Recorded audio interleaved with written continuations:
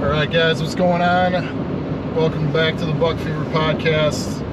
We got Pat and Eli. We're on our way back from Canada. Gonna take some of our time here on our drive to shoot a little podcast, kind of talk about our mind frame or mindset and the time frame from now until the start of deer season in September. We're coming back here. It's the early part of June, so like, what's kind of our time frame? What are some things that we're doing here in preparation over the next couple months, and how we like to structure that going into the bow season here in Wisconsin that starts usually mid-September. So yep, I'm sure our wives would be extremely impressed that we just got done fishing for a week in Canada on vacation, and you know, we're spending our time on the road coming back. It's 84 degrees out, and now we're transitioning to deer hunting already. We're switching over to deer hunting. So sorry, honey. I can't help it, but you chose me. So this is just the way that it is, I guess.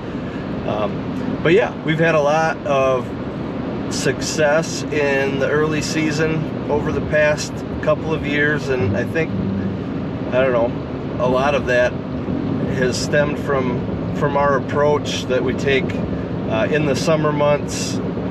June, July, August, and then early September leading up to the Wisconsin opener. So I guess what would you say would be some of the contributing factors for our success early season based on what we do in the summer? Well, I'll start with trail cameras. I think, June still for me, and it's still a little bit of fishing time.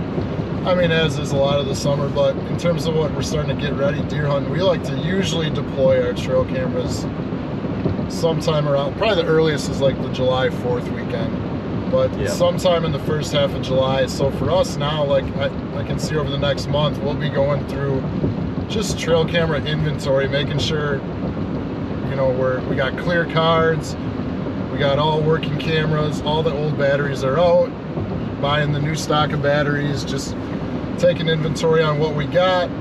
Maybe if we need to buy a new one or two, it seems like you lose, one or two every season. So just making sure that those are all up to snuff and we have as many as we want and they're in working condition, and then they're going to be ready to go, so that first half of July we can get those cameras deployed out in the woods.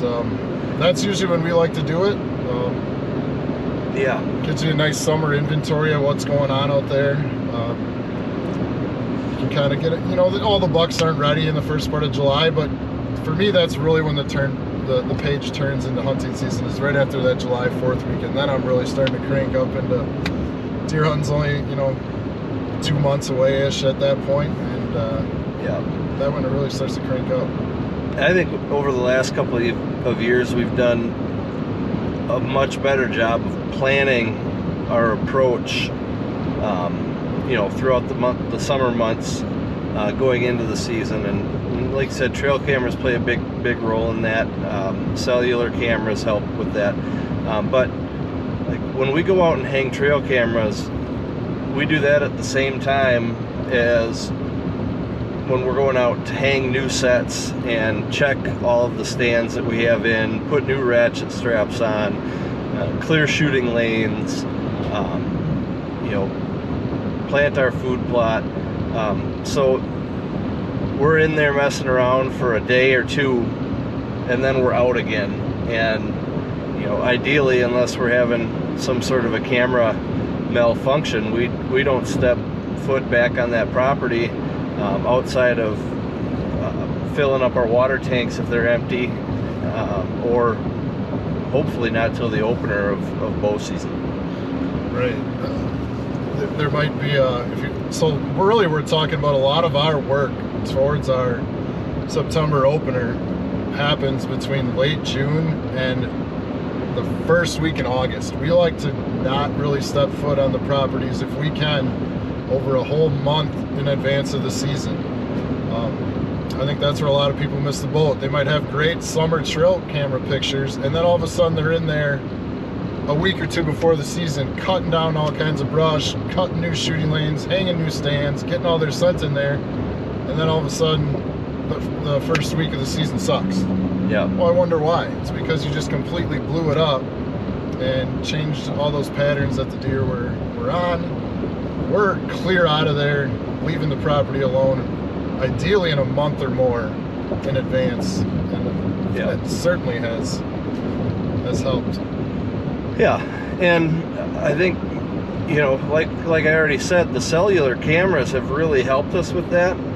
But if you think back 2 years ago, our cell cameras, where we had those placed, we really weren't seeing great patterns of deer movement leading into the season. So sometimes you have to go out and check SD cards, and if you don't have cell cameras, then, you know, at some point you're going to have to go check SD cards. But what we've done the last couple of years, if we've made the decision together that we need to check the SD cards on the other cameras, is because I live pretty close to that property, we always wait until we have a day where it's raining, and I will go out, put my raincoat on, and walk around, change all of the cards in the middle of that rain or just before it's going to rain, so that any scent that I leave on that property is going to be washed away. It's minimal intrusion. We're not going into any cameras that we have hung up in intrusive areas. Basically, we're just checking cameras that are on the edges of fields, or, you know, really short distances into the woods, where we're not going to be getting anywhere near bedding areas, and hopefully, you know, not kicking up any deer. Yeah, and we should talk about that too, because not everybody's running all cell cameras, and neither are we. We only have a select few that are really cells, but those just standard SD card cameras, not going in there every 2-3 days, like, or every week. It's once or twice before the season. Yeah.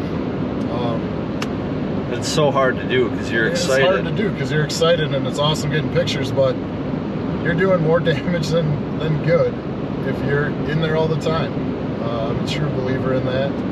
So even if our regular, you know, cams, we're not religiously going in there and checking them all the time like crazy. Yep. Actually, was it three seasons ago when you killed your buck in September? It's the exact same scenario. It was like we didn't even have cell cameras at that point.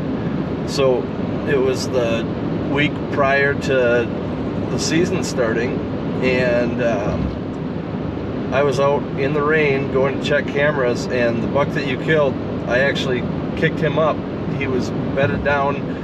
We have a food plot that had some standing corn in it, and I was kind of sneaking along the fence line, and he happened to be bedded out right in that food plot, on the edge of the standing corn and thicker grass. But he never saw me, he never smelled me, he just heard me coming, and he jumped up, ran away.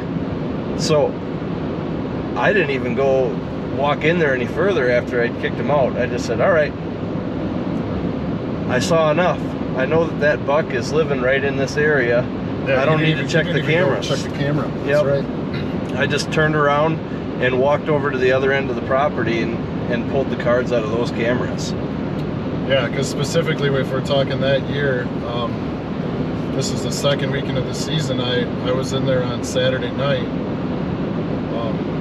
Maybe it was Friday night. Yeah. I think it was Friday night, and hit the BG buck that night, and unfortunately we didn't find him. But then I grabbed the camera that you were going to get that day. Yeah. You had never stepped foot in there, and as bummed as I was feeling about hitting that buck and not finding him, like the camera intel that I had grabbed, only because I walked past the camera, but not going in there on purpose, told me to get your butt right back in that stand. There's other deer, and specifically the one you had kicked out, that were in the area coming from the opposite direction, so I knew we hadn't messed that up. Yeah.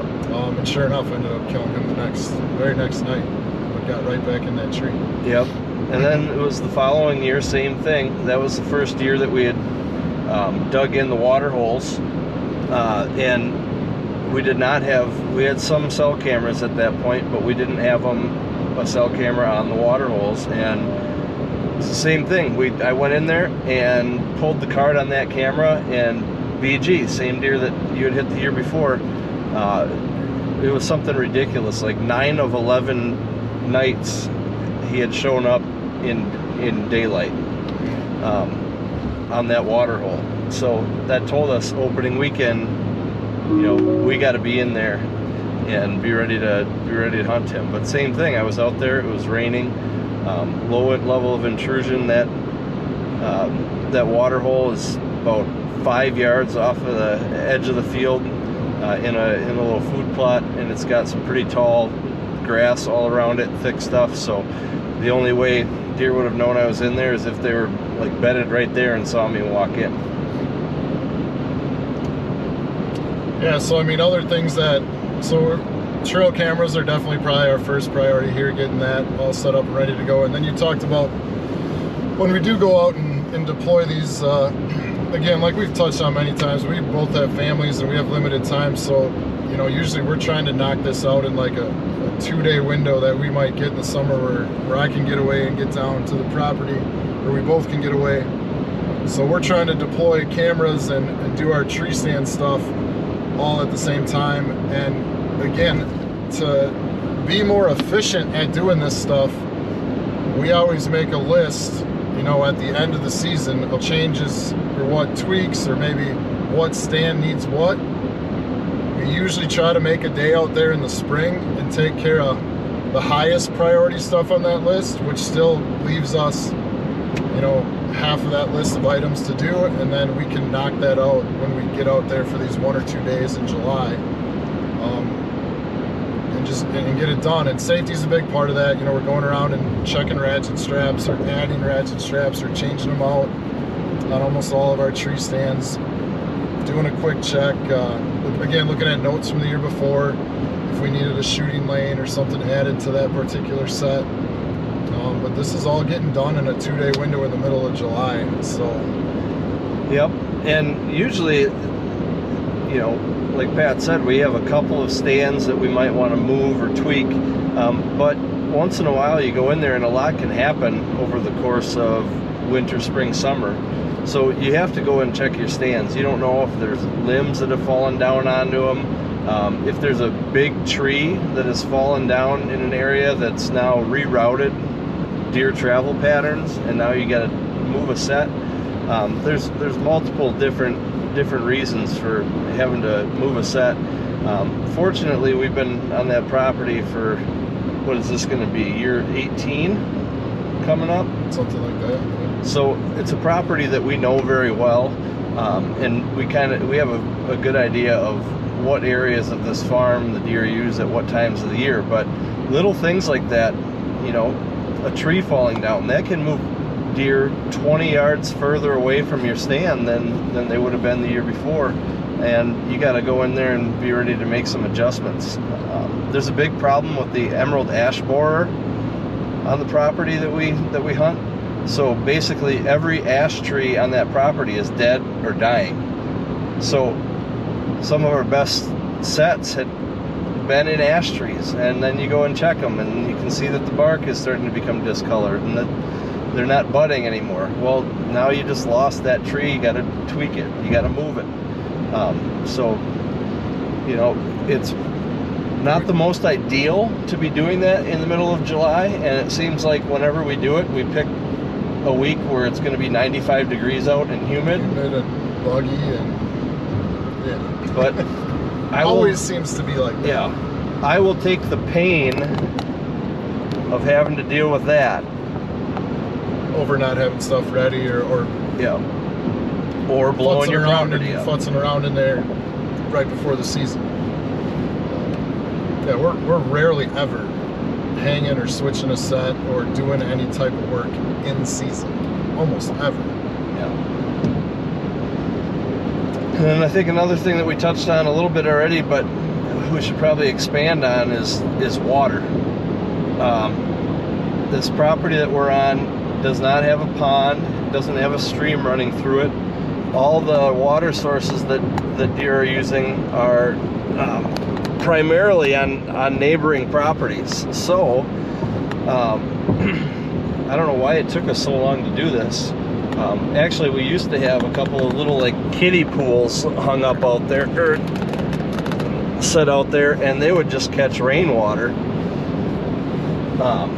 And I think it was a couple of years ago, you were sitting and you could hear deer walking around in the mostly empty kiddie pool, just trying to drink whatever little drops of water were in there.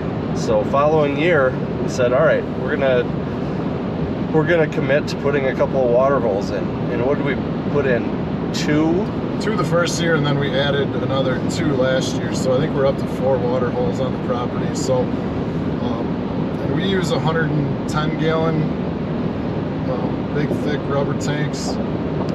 I know you can get them bigger than that. I wouldn't go smaller than that because they would just dry up too fast. But once you get them established, it's pretty nice. Then it's just a matter of just maintenance, which is relatively little, other than actually going out there and filling them up. But you know, that would certainly be one of the summer chores there that we're doing in July or the first part of August, is going out there and filling those tanks up with water to the top.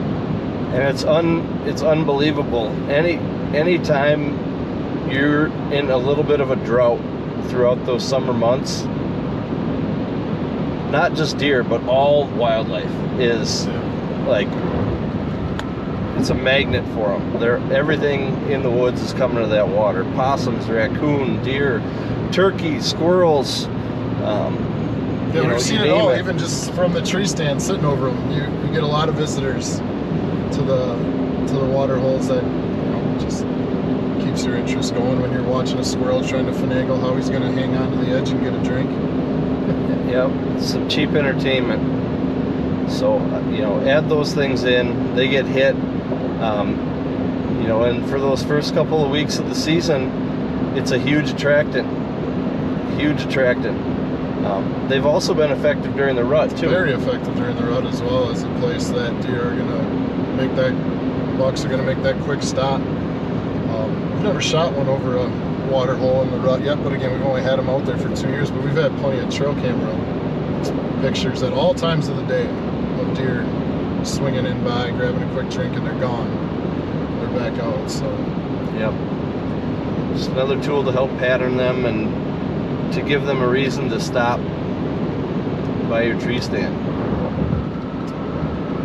Yeah, I mean, that's a lot on the work side of things. And then, I mean, as we start getting into July, it's going to start being the shooting regimen with the bows. You know, it's getting the bows out and cranking out more and more shots each week, and getting yourself in bow shape and tuned up for that, as well as a little bit of physical shape as well. You always like to be in a little better physical shape for hunting season as well, because you're walking in, carrying stands, if you're being mobile and whatnot as well. So that also plays a big part of it. Well, especially when you're hunting any kind of terrain that changes in elevation. I mean, we were just talking the other night going up to the sauna. There's our training for the day. You know, walking up a hill that's got about 10 feet of elevation change and get to the top of it, and we're both sucking a little bit of gas. It's like, oh man, we got to start doing something. What are we going to do during deer season? Because there's a lot more vigorous climbs than that, with a lot more weight on the back.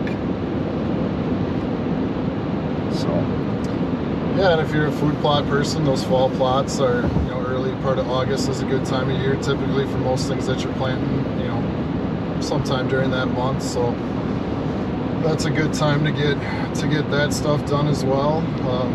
Otherwise, you know, we'll spend time and nights calling each other and sorting through, you know, Google Earth or Onyx maps and talking about some new areas on some public land and stuff like that. I think we've touched on this before in some other podcasts, but when we start hunting the early season on our private farms that we hunt on, we typically like to stay out of there and just hunt afternoons, but that doesn't mean we still don't like to go deer hunting. So we try to find other areas that we can go explore and spend some time in the mornings. And that work just doesn't happen by waking up on those days and figuring it out, an hour before you get out there. That's long from hours spent on maps in the summer as well.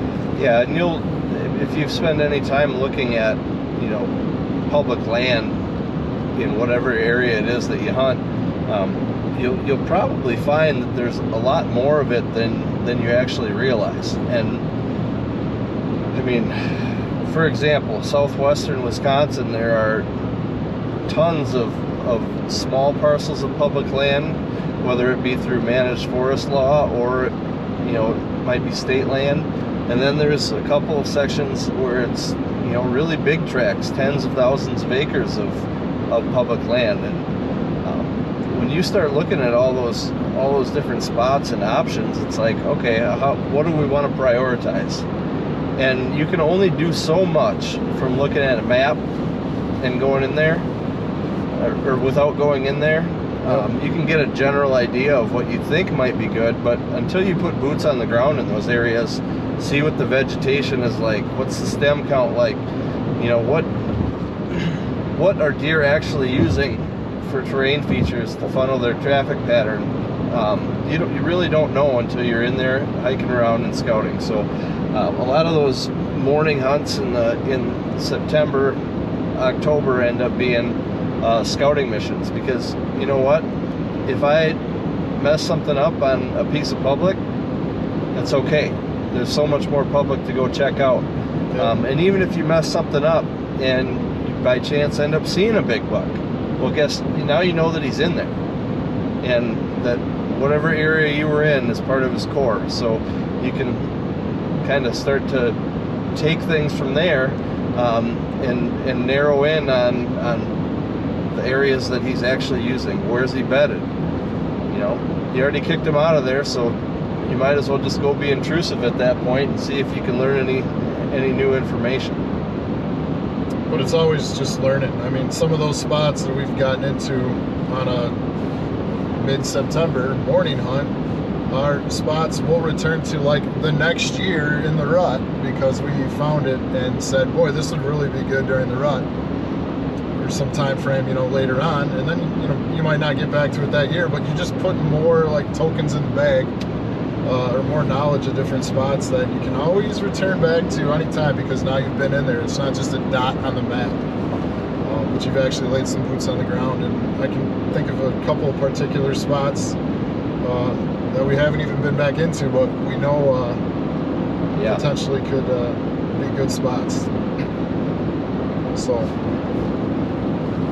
well, what else is there? Another thing, underrated thing, I think, is just going through your gear. This is something I like to do like during the winter, but I will do it again in August, weeks before the season. Just going through all your gear, get it washed and sorted out, and everything into your your early season backpack that you want. Make sure you have everything ready to go. Whenever you got a free night there in the month of August, that's a great thing to do. It's way too hot outside, maybe it's buggy. Bust out the hunting gear, and I know the wife won't be happy that you're already, again, thinking about hunting a month before the season, but you get it all laid out over the living room and just kind of inventorying your stuff, repacking it. Okay, I need to go buy this. Now you've got a month or a couple weeks to get those products, the things you might need before the season, and get it set up and it's ready to go. And then you're not doing that Wednesday night or Thursday night before the opener and then going, oh crap, I need this. Yeah, for me, I don't usually do it during the winter, and turkey season is a great reminder that I need to go through all my stuff and get it organized, because usually turkey season comes up and I'm like, all right, I gotta oh shoot, I didn't put anything away last fall. I just got it stuffed into bins, end of the season, and I gotta go get things reorganized, because I don't know, there's nothing worse than getting up that first morning and not being able to leave because you don't know where something is. Yeah. You're digging through one of 8 different plastic totes, trying to figure out what jacket pocket, you stuffed your wind checker in, or, oh shoot, last time I went bow hunting, I got lazy. I knew it was going to be the last time I went for the year, and I stuffed my release into a pocket of some sort, and now I got to go find a release, or all those things are important to have nailed down before you're going to set foot into the woods. Yeah, so that's kind of a bunch of our summer prep, or like timeline for us, how we're going to time things out over the next couple months. In terms of hunting, we're going to be looking forward to that Wisconsin, well, I don't know the exact date, probably like September 15th or 16th bow opener. That's what we're gearing everything towards. Like we've mentioned many times, we love that early season, those first 2 weeks, so we're going to be putting forth hopefully a good game plan for those early season weeks based on what we gather from some camera intel and where crops are and how things set up for this year. And then, we'll be heading to Minnesota for a week of gun hunting out there, but that's not till the first weekend of November, so we're not really going to key in or do much in terms of prep for that until a little bit later on. But our focus will be on that early season, those first 2 weeks of Wisconsin. And if all goes well, we'll be tagged out, and then our wives are going to be extremely happy because we're tagged out and talking to them about buying a Minnesota archery license. Yes. In Can't just a perfect world. In a perfect world. Can't just sit there for a month and not hunt. Anyways, thanks for tuning in. Yeah, brief little podcast here, just summer timeline. Thanks for tuning in. If you can like, share, subscribe, wherever you get your podcasts, it's always appreciated. And thanks for listening and supporting Buck Fever Outdoors. See you next time. Get the fever going.